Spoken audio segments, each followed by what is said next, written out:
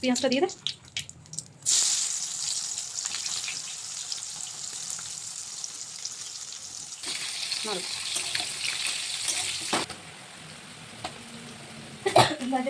আমার এতক্ষণে 4 কেজি মাংস কড়াই দেওয়া হয়ে গেছে।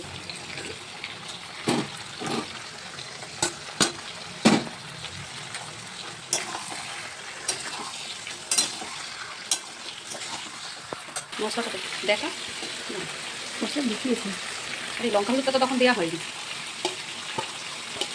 আজকে নতুন রাঁধুনি মাংস করছে। নতুন রাঁধুনি মাংস করছে। স্টিমটা কমিয়ে ভালো থাকে। ও হ্যাঁ, ওই দুটো কেটে ফেলবো, যাচ্ছে।